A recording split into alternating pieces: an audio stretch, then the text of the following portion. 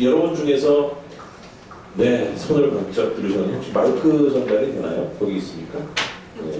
그건 본인 이제 소속하고 이제 어떤 분한테 질문이면 어떤 분한테 하시는지를 좀 말씀해 주시고 예. 네. 전체적인 소감도 나가고 네. 질문 국민연금 연금 네.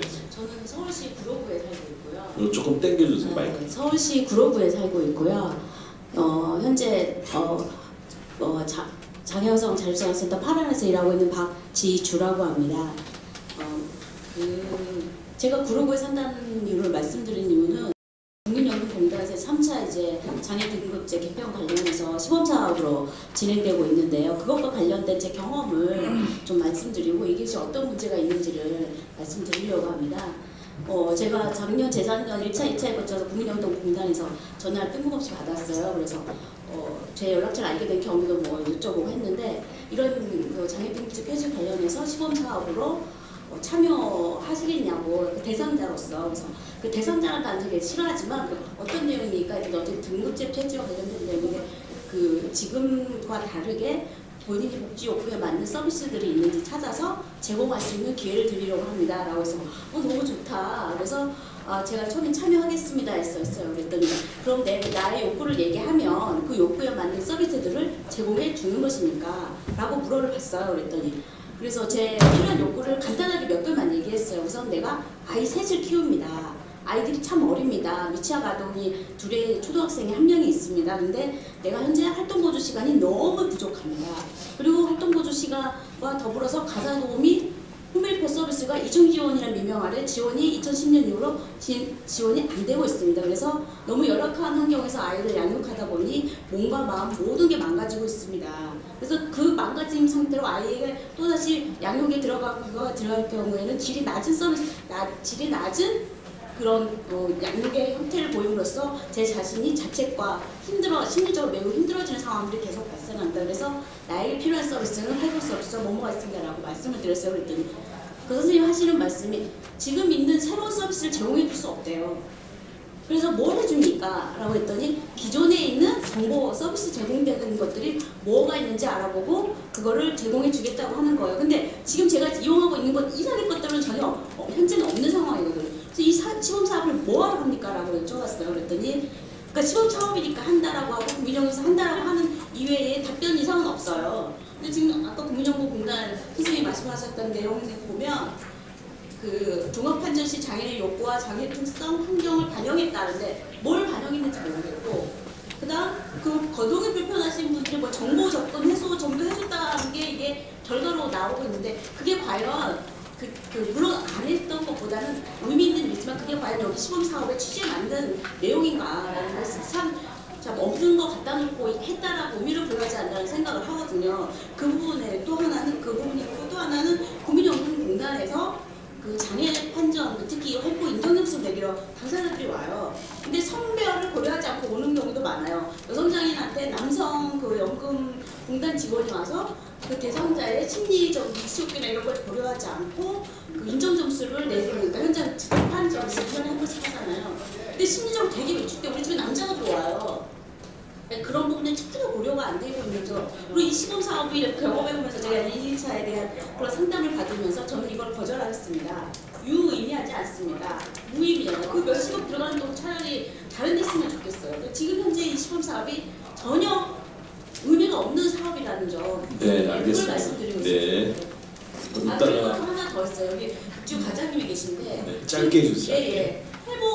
활동보조인 사업 실태에 대해서 저는 이제 아이셋을 키우는 당사자로서 느끼는 점이 뭐냐면 활보수비 교육 시행하는 전달체계 복지관에서 활보는 개인에게 초점이 맞춰서 지원되기 때문에 그 가족대에 관련돼 있는 사업을 하지 못하게 해요. 아이 스타팅 빠는 거를 하지 말라고 복지관에서 교육을 해요. 과연 이게 옳은 교육인가? 그렇다면 활보수비 개인에 맞춰라. 그러면 그 다음에 부재되어 있는 서비스 제공대의 영역에 대해서 호밀퍼나 가사도우미를 지원해줘야 되는데 지금 이중지원이라는 이유로 지원이 안 되고 있어요. 이 부분은 헌법의 정신에 위배되는 복지서비스 행정집행이라고 생각을 하거든요.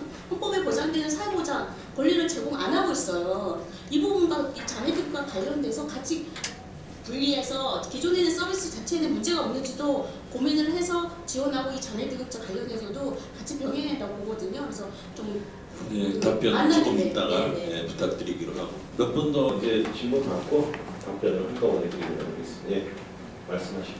마이크 좀 가까이 대고 말씀해주세요. 소개 좀 부탁드리고요. 네, 저는 화성 장애인 야학의 부장으로 있으면서 여성 활동하고 있는 이경이라고 합니다. 저는 무엇보다도 지금 말씀하시는 거는 중증장애인, 중증장애인 하셨는데 그 중증장애인에 맞는 그 기준이 뭔지 저는 그게 궁금합니다. 중증장애인 기준이 어떤 것인지 저는 그게 알고 싶고요.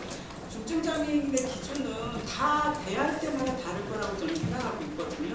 근데 그 기준을 딱 주고 중증장애인에서 1급, 2급 이렇게 급수를 나눈다는 거는 전혀 타당하지 않다고 저는 생각하는 사람이거든요. 이 기준은 좋기 때문에 장애 유형이 어떤 것인지 사실적으로 모르고 있습니다. 그래서 자꾸 이런 서비스를 얘기하시는데 이 기준을 모르고 서비스를 얘기할 수 없다고 저는 생각합니다. 그래서 활동보조인을 이용하는 서비스도 시간으로 하고 있습니다. 시간으로 하고 있는 건 맞지 않다고 봅니다.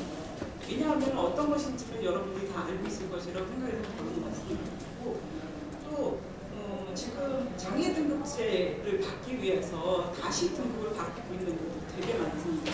혹시 어떻게 받아지는 보고 있는지 알고 계신가요?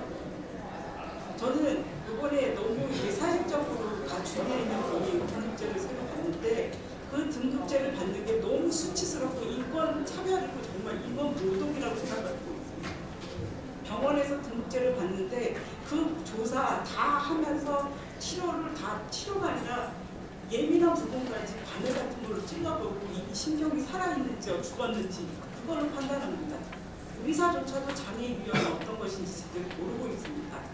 그래서 한다는 말씀이 이 근육이 조직이 살아있는 조직이 있지만 이용할 수 없는 조직이라고 판단을 하는데 공단에서 말씀을 어떻게 할지 모르겠다. 그리고 나와서 공단에 하는 전화가 왔는데 직접 살아가는 과정을 보러 나올 것이다.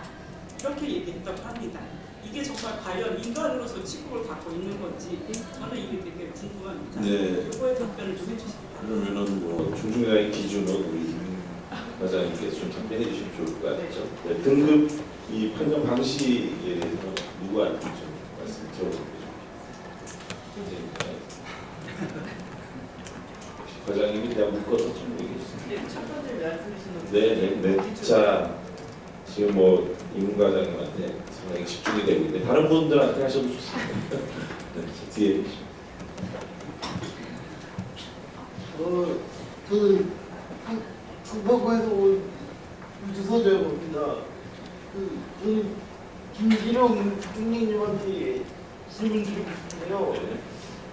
아까 중국의 개인회장님께서 설명했을 때 자원활동 RS로 판정을 해서 판단해서 자원을 분배한다고 했잖아요. 근데 RS를 가만히 살펴보니까 인간들이 너무 모호하다는 좀 느꼈고요. 그렇다고 한다면 세상 기별집을 어떻게 이루어지는지 저는 기별 예산제의 핵심은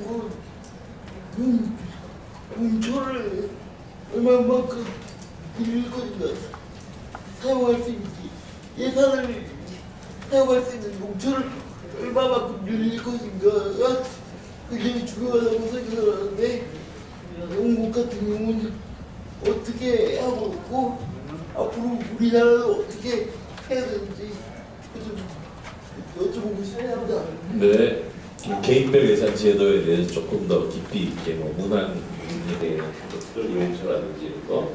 자, 그다음에 네, 저는 질문은 아니고 그냥 의견으로 좀 말씀드리겠습니다. 네. 지금 또 짧게 부탁할게요. 네, 개인별 예산 제기가 나와서 네. 오늘 이제 토론의 취지가 이제 장애등급제 폐지와 관련된 이야기인데요. 아까 이제 김기룡 선생님께서 개인별 예산제에 대해서 총회에서도 그렇고 장애계에서도 많은 이야기와 논의가 이루어졌고 그쪽에도 많이 합의가 된 것으로 알고 있다고 말씀하셨는데 그 부분에 대해서 좀 하고 싶어서 그렇습니다. 개인별 예산제에 대해서 사실은 지금 저는 장애인 차별철폐연대 중인데 개인별 예산제도에 대해서 저희는 동의하고 합의한 바는 전혀 없고요. 오히려 일각에서 제기되고 있는 현금 지급제를 중심으로 한 굉장히 많은 오해와 이런 것을 낳고 있는 것이 우려스럽다라는 입장을 가지고 있습니다. 물론 이제 개인별 예산제도가 표방하고 있는 어떤 개인의 선택권 보장과 그 안에서 자기결정권이라든지 자기주도 사정 방식 이런 부분의 취지에 대해서 충분히 공감하지만 현금 지급제로 자꾸 이야기되는 이 개인별 예산제도에 대한 도입이 너무나 우려스러운 지점들이 있고요. 또 한 가지 아까 말씀드릴 수 있었던 것은 아까 이제 김 교수님 말씀 중에 너무 앞선 주장인 것 같다라는 표현을 좀 하셨는데 저는 우리가 어떤 제도를 도입하고 이야기할 때 앞서거나 뒤서거나 이런 문제가 아니라 이것이 지금 우리 당면한 현실에서 얼마나 유효한가 라는 측면에서 검토를 해야 될 부분이지 외국이나 이런 여러 나라에서 이런 제도를 가지고 와서 그것이 앞선 것이다라고 이야기하는 것은 저는 적절하지 않다라고 생각을 하고 있고 실제 외국에서 저는 현금 지급제 중심으로 한 여러 가지들 아직도 시험 중에 있고 논의 중이라는 단계라고 알고 있습니다. 예, 알겠습니다. 자, 그 다음에 한두 분 정도 더 받아볼까요? 지금 시간이 지금 원래 5시에까지 예정되어 있는데 저희 한 10분 정도만 더 쓰는 걸로 이렇게 여러분께 양해를 구하고 자, 더 뭐 추가적인 질문이 없으신가요? 네, 이제 그러면 한 분만 더 받고 그 다음에 이제 설명을 드리도록 하겠습니다. 네, 말씀해 주세요. 일단 누르시고 됐습니다. 저는 송파 솔루션 장애인 자립생활센터에서 일하고 있는 오교준이라고 합니다. 저는 우선 시각장애인이어가지고요. 우선 장애인 등급제 폐지에 대해서 알고 싶은 게 되게 많은데요.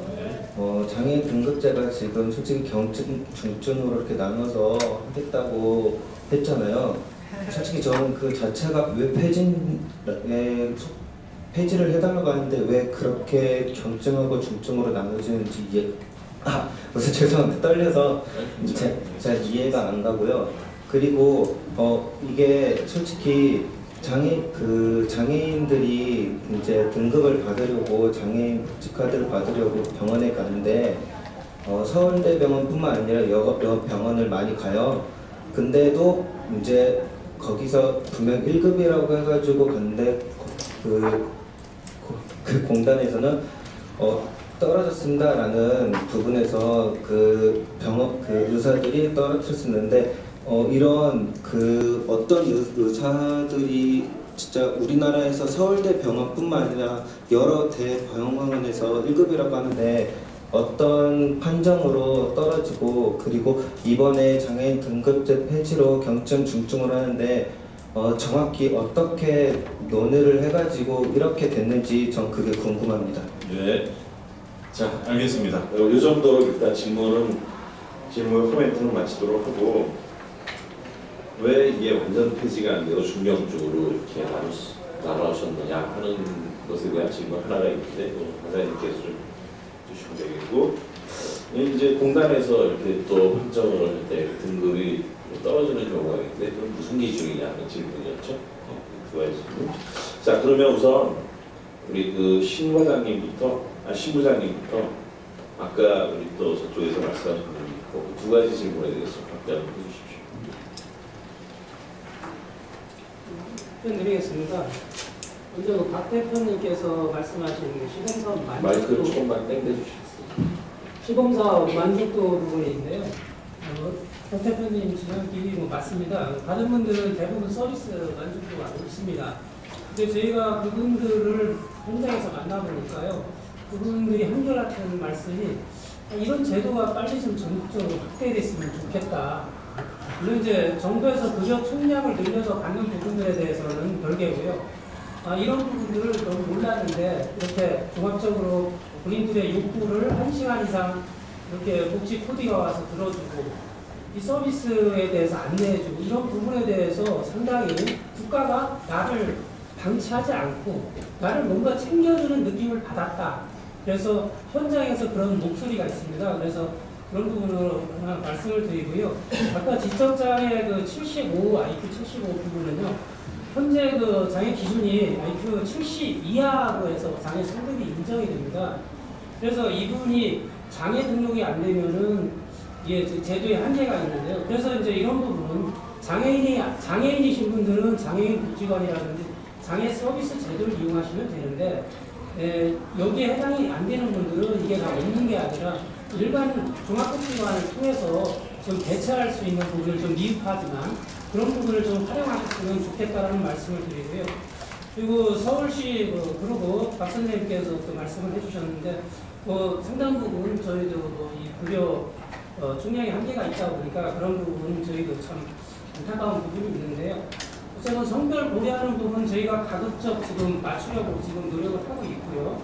지금 이 부분에 대해서는 저희가 다시 가서 한번 더 검토하겠습니다. 그리고 또 하나는 우리 박 선생님께서는 정부에 대해서 사실 장애인분들 중에서 복지 서비스를 많이 하시는 분이에요. 거의 뭐 상위 10% 이 서비스를 잘 활용하시는 거예요.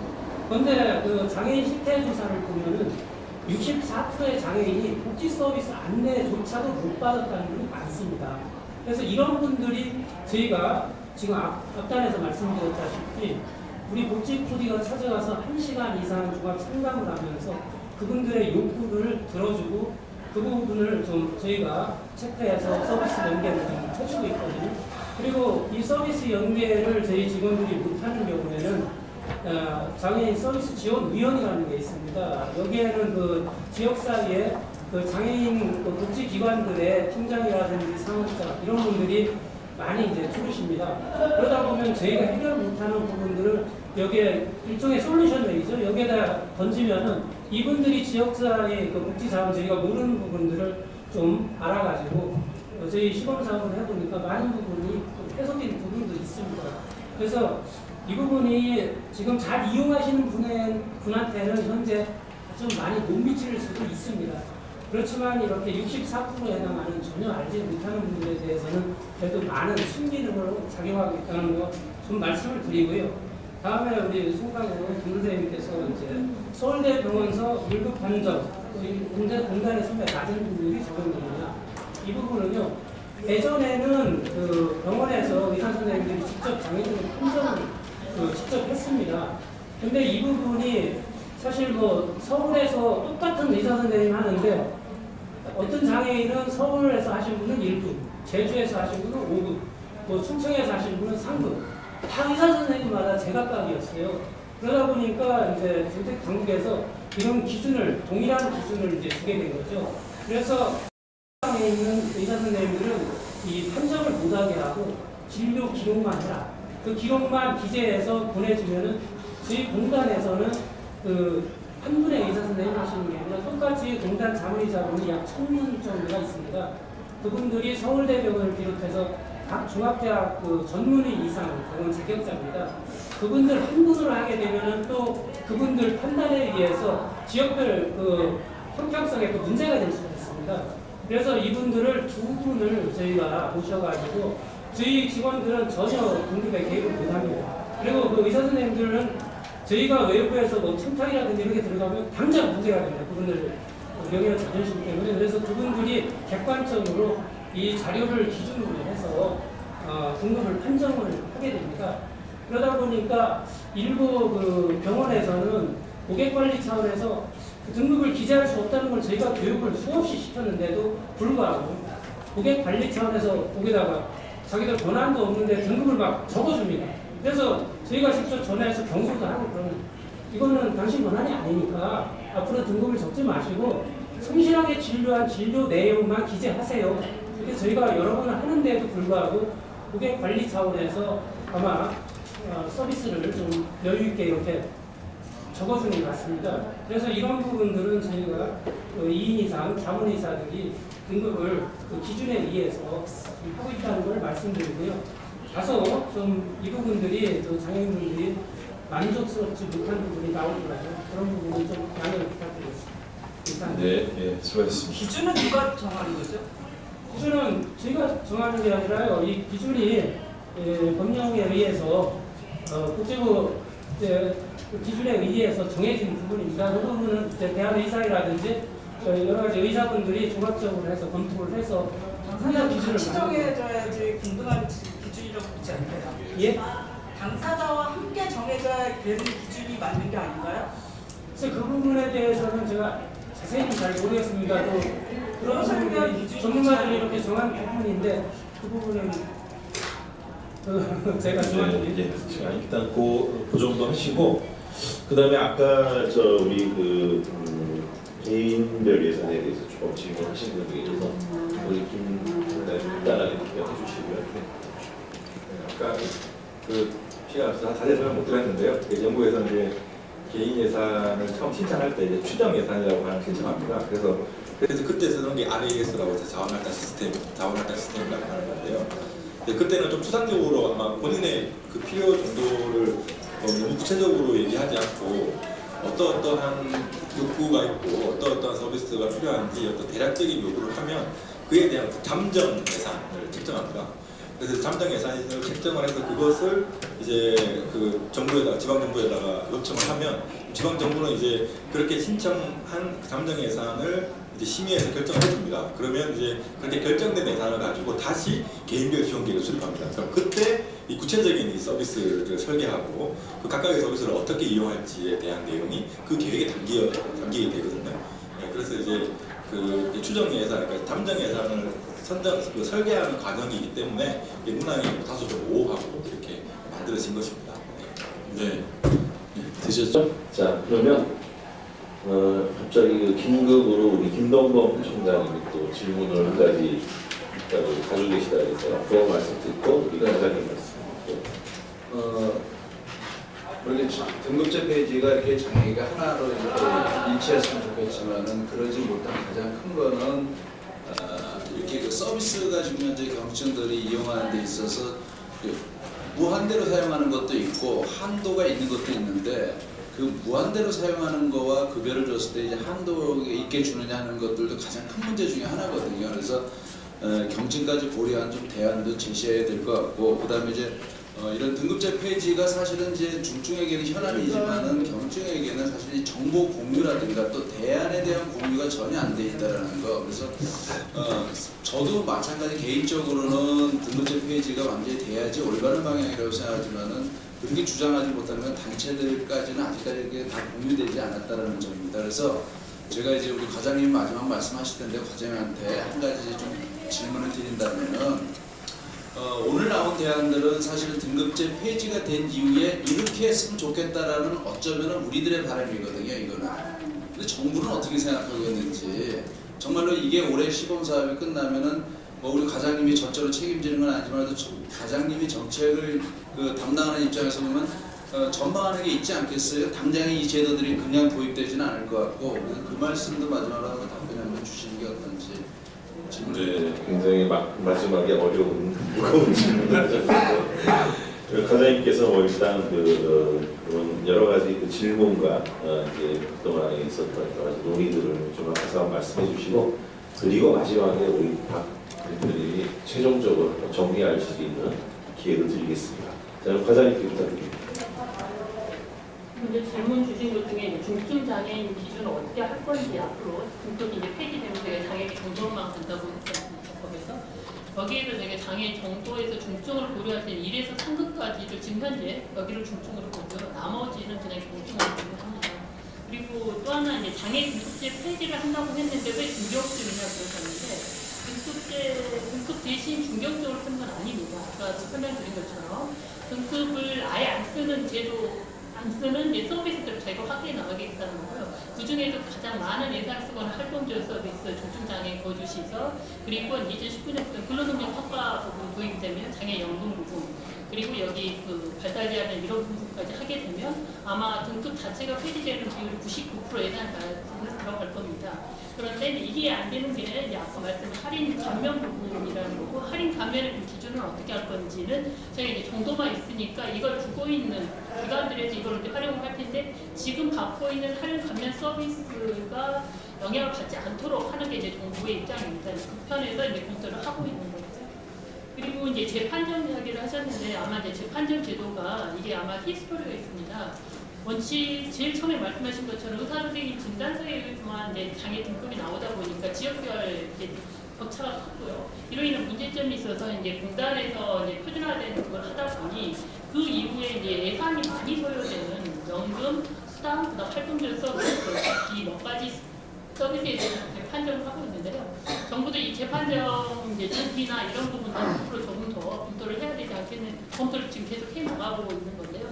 이제 재판정은 여러분들이 이제 서비스 장애가 바뀌는 건 아닌데 장애가 더 나빠질 수는 있죠. 장애 정도가 나이가 있으니까 거기에 따라서 더 서비스를 주는 것도 있고 또 하나는 그 개인적 환경 부분이 달라진 거기에 따라서 부여되게끔 재판정이 있는 건데 지금 아까 말씀드리는 의료기관에서 느끼는 그런 여러 가지 개인적인 그런 부분은 저희가 어떤 걸로 지금 접근을 하고 있냐면 장애인 건강수법이 이제 통과가 됐습니다. 의외로 이제 의사분들도 장애인분들에 대해서 잘 모르십니다. 그리고 어떤 게 여러분들한테 아까 말씀드린 치욕적이라는 느낌을 주게 되는지 어떤 식으로 접근해야 될지 몰라서 정부에서 지금 그 장애인에 대한 그 불만들을 저희 각 단체에서 받았고요. 의료기관 이용할 때 거기에 그 불만들을 토대로 교육 자료를 만들어서 각 의료인들, 의사뿐만 아니라 각종 의료기사들까지도 그 보수교육을 포함을 시켜서 하려고 합니다. 그런 식으로 이제 좀 더 여러분들이 현장에서 느끼는 그 부분을 좀 없애려고 노력하고 그리고 이제 김동건 사무총장이 가장 어려운 질문을 하셨는데요. 그 장애 등급제 이 저희가 추진하고 있는 이후 어떻게 이제 할 것인지 이제 여기에 대해서는 아마 부모님 입장에서는 아마 공약들이나 얘기 나오면 이제 검토를 하는데 제가 이제 마지막으로 드리고 싶은 거는 정말 현실 아까 말씀드린 것처럼 지금 현 단계에서 집행 가능하고 5년 안에 이루어질 수 있는 그런 대안들이나 이런 공약들이 장애계에서도 그러면 좀 더 이제 장애계가 이 5년 후에 지금보다 더 예산도 많이 확보되고 그리고 더 서비스도 더 늘어날 수 있도록 되지 않을까 싶고요. 등급제 폐지 쪽은 저희가 지금 가지고 있는 이 스탠스로서 계속 하다 보면 이건 등급제 폐지를 하게 되면 저희가 예산이 늘어날 수밖에 없습니다. 지금 활동지원 서비스 자체는 등급 없애면 이런 부분이 있다는 건 장애계에서 좀 이해를 부탁드리겠습니다. 네, 수고하셨습니다. 자, 그럼 우리 밥 2분. 네, 2분 내로 정리를 하겠습니다. 넘어가겠습니다. 네. 저기 우리 김기론 총장님께서 예산 문제 이야기했는데 좀 이야기 여기 PPT가 있는데요. 여기 보면 설명에 아까 이 장애복지 예산이 아까 이게 지금 우리나라 1조 9천억이 보면 1조 2천억이 장애복지 서비스 예산이고요.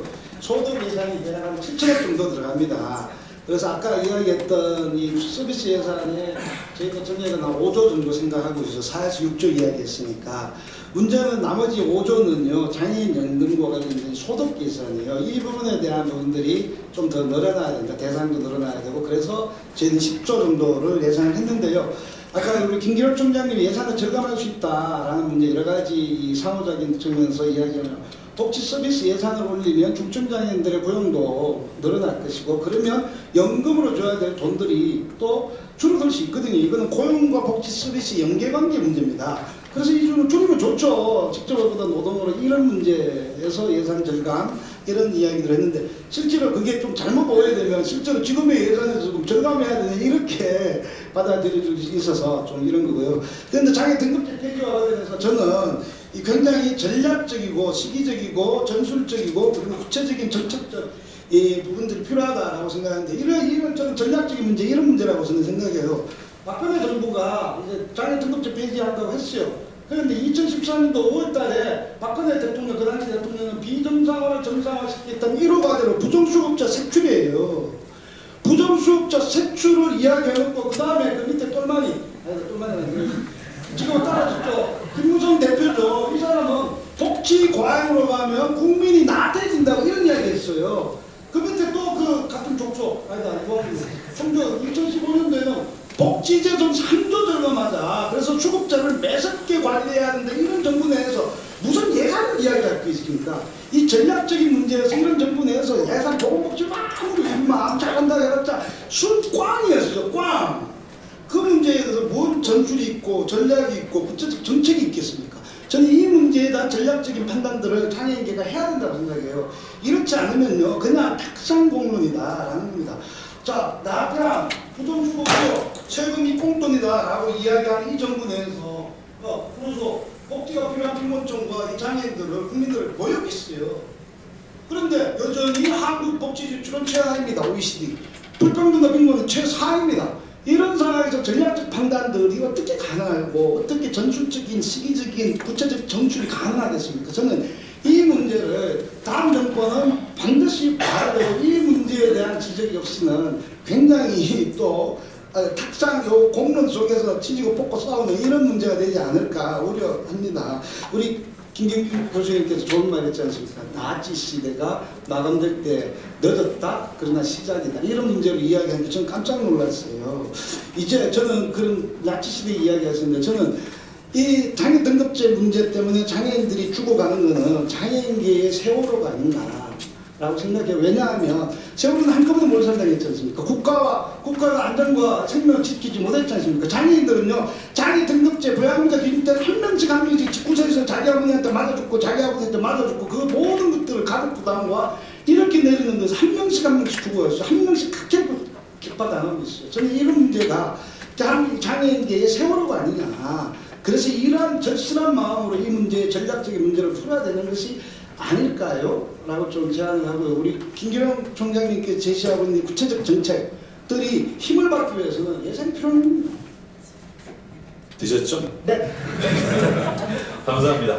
네, 오늘 장시간 동안 토론했는데 아까 뭐 이제 다른 분들 예시도 하셨지만 지금 뭐 유력 대선 주자들 중에서 우리 장애인 복지 예산을 지금보다 훨씬 더 늘리겠다라는 그런 얘기들 공약으로 지금 하고 있기 때문에 희망을 걸고 사실은 이런 문제는 아까 이제 복지부 차원에서뿐만이 아니라 전 부처에서 또 이게 의지가 굉장히 중요한 것 같아요. 그래서 정책적으로 풀어야 될 것과 우리가 정치적으로 좀 접근해야 될 부분을 잘 정리를 해서 또 이런 활동을 하시는데 또 조금 더 힘도 보태드리고 또 지지하고 뭐 이렇게 하면서 다음 정부에서는 꼭 이게 실현이 됐으면 좋겠다 그런 바람을 보고 있습니다. 오늘 그 두 분의 그 주제 발표를 해주신 분들 그리고 또 5분의 지정 토론해 주신 분들 장시간 동안 고생하셨고 끝까지 남아서 경청해 주신 여러분께도 감사드리겠습니다.